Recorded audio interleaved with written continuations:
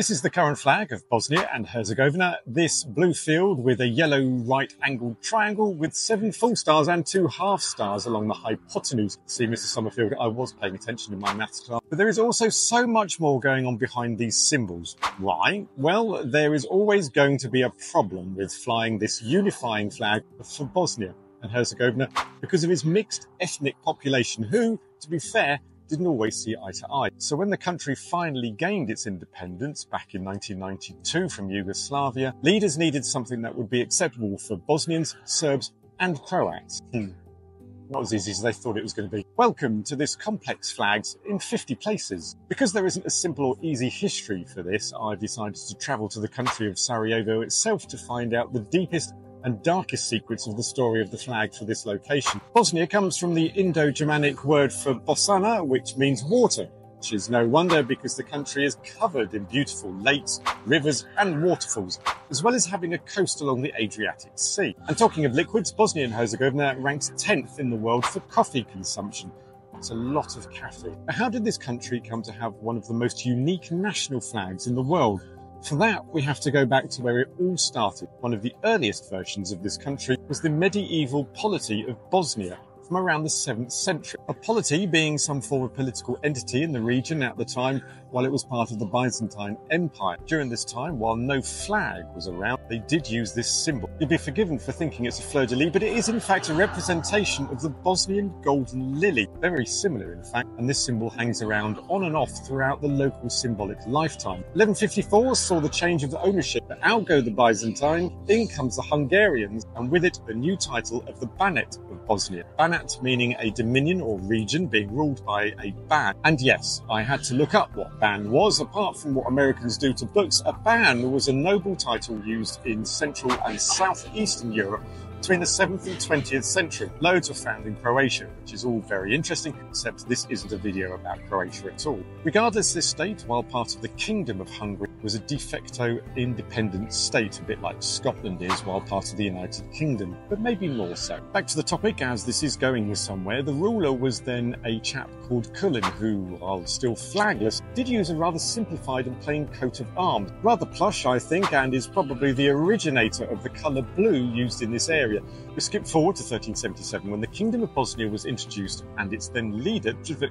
I, appears to introduce the coat of arms of the Banat days along with the fleur-de-lis lily symbol squashed into the shield, and a few wavy lines down the white stripe thrown in for good measure. While not technically a flag, it was a banner, but more importantly, we'll come back to this in around 600 years' time, but I'll edit that out for you. 1460 sees the arrival of the Ottoman rule and the disbandment of the kingdom, and what follows is, well, can only be described as an assortment of back and forth land grabs with neighbours, and the Balkans as a whole were under the constant conflict. During this time, Bosnia and Herzegovina used various flags from the Ottomans, like this green instead of a red version of the Ottoman flag, something that Turkey eventually adopted, and at one point this short-lived Bosniak state following a revolt. In 1878, Austria and Hungary claimed as a country and ruled over what was now called the, I love this title, Condominium of Bosnia and Herzegovina. For Bosnia, this red and yellow bicolour with a coat of arms was used, while Herzegovina had a flipped version, minus the decoration. The symbol in the coat of arms dates back to the 1600s and was this arm holding a sword, and usually means military honour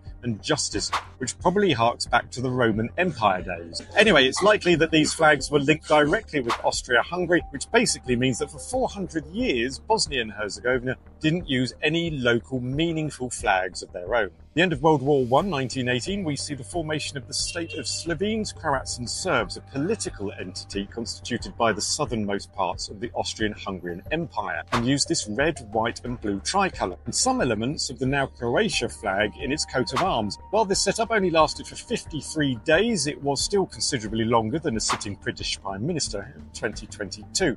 This was replaced by the Kingdom of the Serbs, Croats and Slovenes, but used the same flag, which was then adopted by what was to become Yugoslavia, which was, at first, a kingdom, until it became a socialist state, which resulted in the addition of a red star fimbriated in yellow. So finally, after being 3 entities with the same flag, it was time for a change. Well, okay, we've added a star, but at least it was more individual than others. Yugoslavia was organised into 6 states, one of which was the Socialist Republics of Bosnia and Herzegovina, which used this plain red flag with a ridiculously tiny canton which houses the Yugoslavian flag. Brilliant, not the most inventive of styles. And talking of ridiculous, you can sign up to my email newsletter to stay up to date of all things Flags in Focus related and never miss what's coming up. Link in the description below. And the ridiculous thing is, it's all free. And now this is where the real changes start. On the 3rd of March 1992, when the country finally declared independence, there was no new flag available. So they continued to use the socialist flag until this appeared on the 20th of May that same year. Looks familiar? Its design is lifted from a Bosnia-Kotromanic dynasty, which ruled between 1377 until 1463. To make the shield into a flag, it was decided to simply fill in the blank rectangle with white, and voila, a flag. Genius. Except it was far from a genius idea, not just because of the laziness of the white field, but some might say more importantly because it only represented the Bosniaks and left out the Serbs and the Croats, and they'd be right. After realising the Serbs, who made up 31% of the population, and the Croats 16% were not included in this flag, it was decided that a rethink might be in order, and new designs to replace the Bosnia shield was put to tender. And so in 1995, the great redesigned national flag search was on, and boy did they have some outstanding, original and remarkable designs submitted. First off was this, which almost looks identical to the Czechia flag, except the green instead of white, so not that remarkable then, more recyclable. Then there was this plain blue with a lone branch that was nicked from the flag of Cyprus. Lucky escape there. Maybe the third proposal. Oh, okay, maybe not. Then there were these 4 plain Slavic styles with either 10 or 12 stars from the flag of Europe, or the Cyprus-style wreath around the outline of the country, as well as these slanty Slavic series. The Spanish gets involved, or in this case a Spanish diplomat and former politician, Carlos Wentrop, came up with 3 ideas. 2 stripy ones, which look very retro but somewhat out of fashion now, and this obscure one, all using the United Nations blue and devoid of any local symbolism. However, it's this last one that we can see when Western Rock's design was chosen. But there was just one slight change needed, the shade of blue. It was changed from the UN blue to the Europe flag colour, and voila, we have today's national flag of Bosnia and Herzegovina. The yellow triangle represents the 3 main ethnic groups, so now the Serbs and Croats were part of the flag and not just the Bosniaks. There's also a visual representation of the country's triangular shape. The stars are nicked from the flag of Europe and they are cut off at the top and bottom, so they are shown as infinite in number. The colours of blue and yellow are usually linked with neutrality and peace, especially the blue from the flag of Europe as well. The final twist, quite literally, with this flag is the vertical version, which should be hung like this. Personally, I love this flag. It's great colours, symbolism, once outlined, but it's the individuality of it. It dares to move away from the Slavic colours, captures the rareness of the population, and come up with something that no other country has. I like it. Bosnia and Herzegovina has seen more than its fair share of conflicts, destruction and turmoil. What this country and its people now deserve is peace. While there are still some underlying issues between the groups of people, they have managed to leave most of their differences behind them since the 20th century and have started the 21st century in a state that gives the country as a whole a promising future.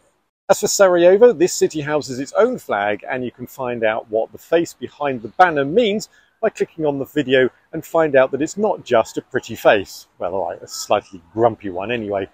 Bon voyage.